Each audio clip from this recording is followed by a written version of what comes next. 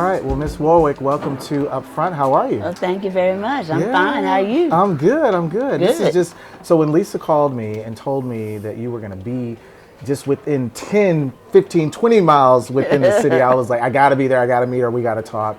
And this is just such a pleasure to finally get to sit and talk with you. Been listening to your music for so many years. Been a fan for a very long time. Thank you. And really excited about this Christmas album. I am that you- too. I really am. Caught your performance last week on GMA, you and Aloe Black. And, Singing all the wrong lyrics. but it's okay, it's okay. That's what live TV is all about, right? That's exactly what it's about. Yeah. So let's talk about this new album, because I believe you dropped the album, a Christmas album 15 years ago. Wait. Well, 2004? No. Well, my very first one, yes. Okay. My favorite time of the year. This one was released the 18th of October, actually. Okay. And it's doing exceptionally well. I'm so thrilled about it that people are enjoying it and loving it as much as I did making it. Yeah. You've got some amazing collaborations. We mentioned Aloe Black, Andre Day, Wanye from Boyz II Boys and Men, Men. Oak Ridge Boys. Oak Ridge Boys, Yeah. John Rich, Michael McDonald, Diane Reeves, Reeves, yeah. Chloe and Hallie, Johnny Mathis. You know, I mean, you can't get any better. Yeah. So were you just kind of sitting down with the writers and said, hey, I'd love to do these songs with some other amazing artists, or how did that all come about? I was with my son, Damon Elliott, who produced the CD. Okay. And we were thinking about the songs I wanted to do, and I came up with the songs I wanted. And then he says, we gotta have a wonderful title. I said, you know what, Damon, it's The Voices of Christmas. I said, The Voices of Christmas? Oh, yeah. I said, why not have folks join me on this, people who are in as much love with Christmas as I happen to be, which was how we came up with the names that we wanted to at least approach. And there were a couple that I asked whose schedules just didn't meet mine, so they're going to be on the next one. Okay, so there will be a part two. Yeah, Okay. definitely. So those who were available, we kind of matched with the songs and the arrangements of the songs that we did. And it all worked itself out the way it's supposed to. Yeah. God bless this album. It really did. And so I got to ask, which is one of your favorite songs to perform? Oh, my. Oh, every single one of them. Otherwise, I wouldn't record them. Yeah. 2020 is going to be another big year for you. We mentioned prior to getting started with this that it's actually the 35th anniversary of your iconic song, That's What Friends Are For. Friends Are For, right. Can we talk about that and what really inspired that particular record? Because that was really a bold move for you as an artist at that time. AIDS was just not something that people wanted to attach themselves to, and you went boldly forward to... You know, I heard the song. I was doing a project for Arista, and Clive had asked Bert to be a part of the project itself. So I just left their home, he and Carol Bersager, listening to songs. And that evening I was watching TV, and a film called Night Shift came on. And at the end of the film, while they're rolling credits, a song called That's What Friends Are For came on. And I waited to see who wrote the song, and as it turned out, it was Bert and Hal and Carol. So the next day when I went back to the house, I said, well, why didn't you guys play the song for me? So Carol, well, I continued to call a hoot, said, well, now 4 people know that song. I said, what are you talking about? He said, well, Bert, myself, you, and Rod Stewart, who recorded the song. I said, well, everybody should know this song. So I said, I want to record it, and they said, fine. And I called my friends. I called Gladys first, and she said, yeah. Stevie, of course, said, of course. I ran into Elton in the grocery store. Wow. That's where I found him, and he said, yes. And that song was not originally designated as the anthem it's become for the AIDS issue. It was just a song with friends. And it happened that Elizabeth Taylor was in the studio, who was friends with Bert and Carol. And she asked if we would mind giving that song to her foundation, AMFAR, to combat the AIDS issue. And since we felt, well, we had lost so many people within our industry, each individually and collectively, and if our talents were going to raise awareness and funds, why not? So that's how it became the song it is regarding AIDS.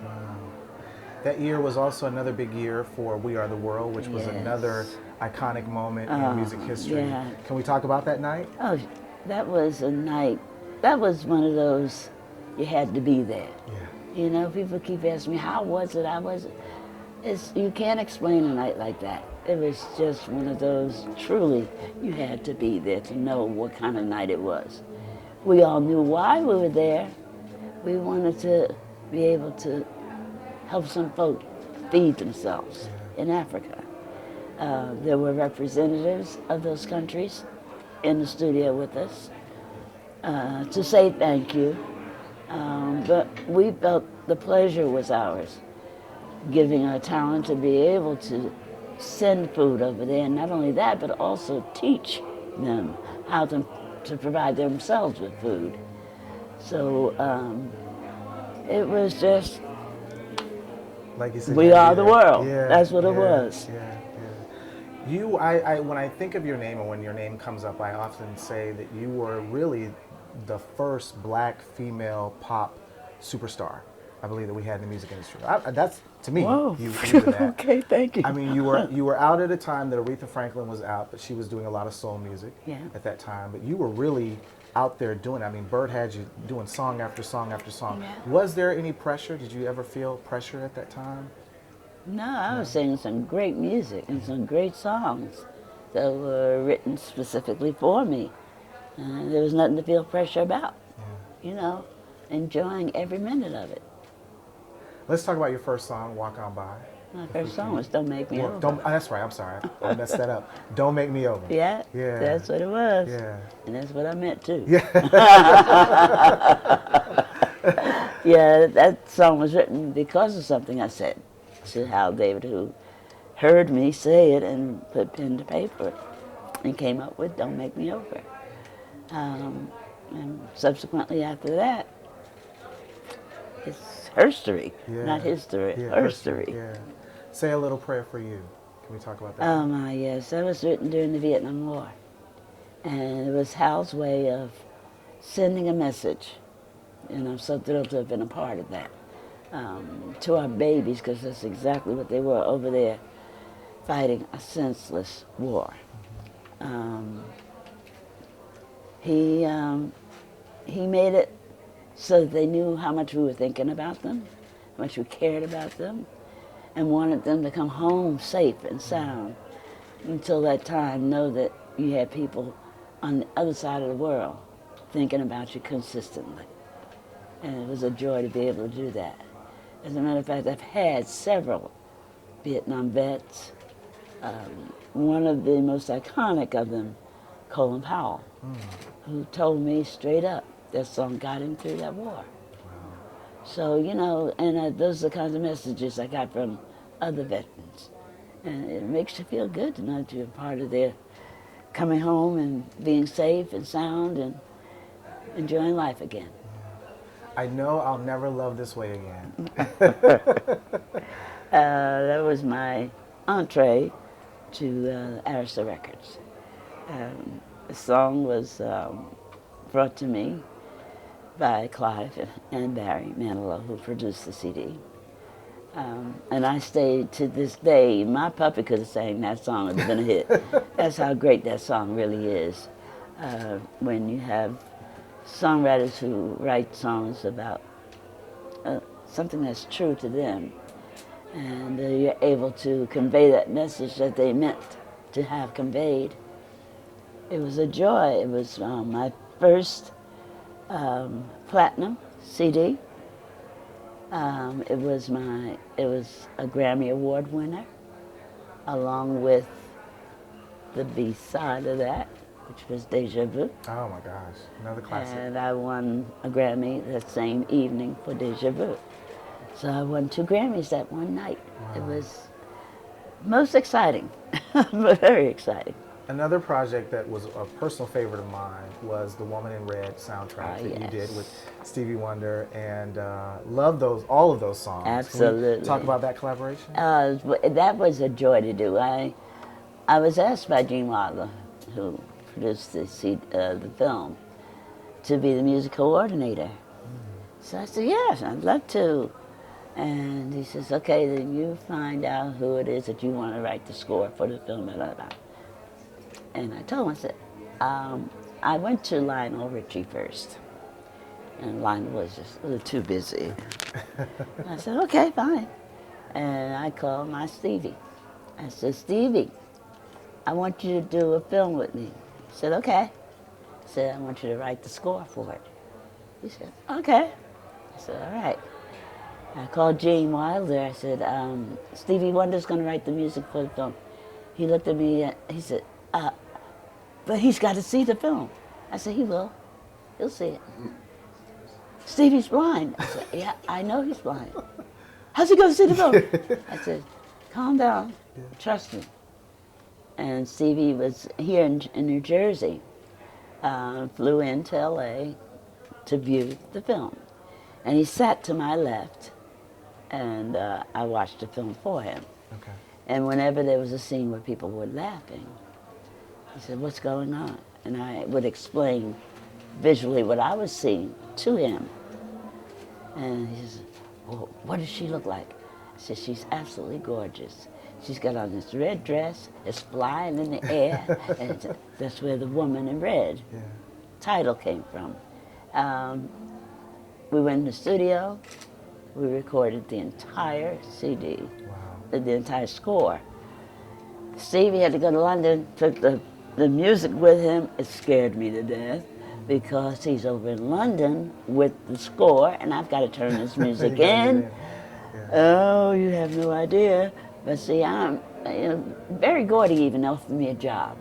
He said, I'm the only one that gets Stevie to complete something in the time frame that's supposed to be completed. Well, that's true, because I threatened him. I threatened his life. But it was amazing. Nobody was more thrilled than me to see him jump up out of his seat at the Academy Awards and run blindly by himself to those stairs. So he had to go up until, I think it was Warwick came in and grabbed his arm to take him up. He deserved that seat. He deserved that Oscar. He really did. And I'm thrilled to have been a part of that. Well, Ms. Warwick, thank you so much for allowing us this time and kind of going down Memory lane. Yeah. And just My talking pleasure. about your amazing music. I've got something for you. Can you grab that for me? I know your birthday was last week, and I just wanted to give these to you and say happy birthday. Pretty and I so day. appreciate this opportunity to talk to you. Tulips, yeah, love it. Thank you so much. Congratulations on the album, and here's to a great 2020. I'm on your side there. Thank you. Tonight's program has been brought to you by UPFRONT, inside Atlanta's entertainment industry. Saturdays at 9 a.m. on Atlanta's Jazz Station, Jazz 91.9 WCLK.